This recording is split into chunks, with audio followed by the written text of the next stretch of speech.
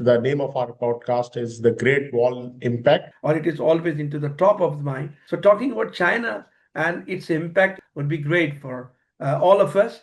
We would be discussing things with a balanced point of view. Hello, viewers. How are you? My name is Dr. Syed Imran Zaman, and with me in conversation will be Professor Asim Qadri. And welcome to our podcast. The name of our podcast is The Great Wall Impacts. And Professor Qadri has a lot of experience, and he has been teaching Chinese for more than 20 years now. And he has been a vocal voice for advocating Chinese language before anybody understood its importance. So I welcome Professor Asim Qadri. Thank you very much, Doctor, for having me. Although we have been discussing different things online at least once a week, but this is great to join you in a discussion which is long awaited. We have been discussing this thing because discussing about China is why it is important. It is important for us, first of all, because we are directly or indirectly related with China and Chinese. You are living there and Yes. you have seen their systems, and you are now part of their education system and research system, and you have seen it all through inside. So if I'm thankful for your gracious comments about myself. We met you in 2010 or 11 in Karachi in a Yes. university during Yes. our class. So where you learn basic Chinese language in our class, and then you went to China and did your PhD and learned Chinese at higher levels, like different levels you achieved, and you have been part of different research projects, and you have done a lot of Yes. business related information, and you share it with your students and whenever you get chance. So now it is the time to properly through this mainstream, rather we would say social media, which is now a mainstream media. I would rather say this is the mainstream media, although we call it social media. So everybody is always hanging on to it, or it is always into the top of the mind. So talking about China and its impact, its positive impact in their lives would be great for all of us. And we would be, as you said, we would be discussing things with a balanced point of view.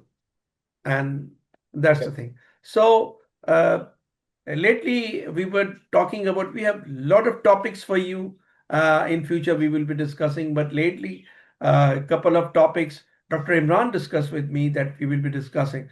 Doctor, over to you. Any topic comes to your mind in which we can have a casual chat in this session?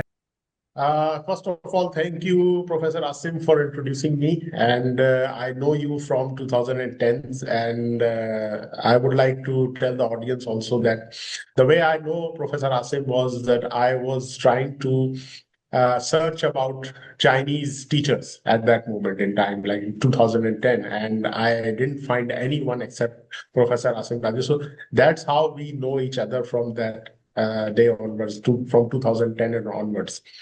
So, moving on to the topics, the first thing which I want to the premise of this whole podcast I want to discuss is that through my all of my years inside China, discussing with a lot of foreigners, discussing going to the West and discussing with them, and also discussions within Pakistan, I feel that we have a general misconception about China. That the misconception I feel is that the Western people, the Western audience, think that China wants to somehow dominate in every industry.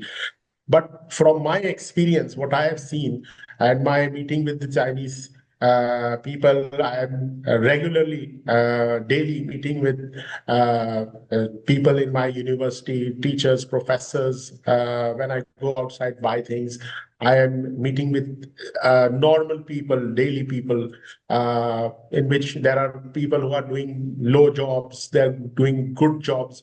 What I have seen, the mindset of Chinese is that they don't want to dominate in any way.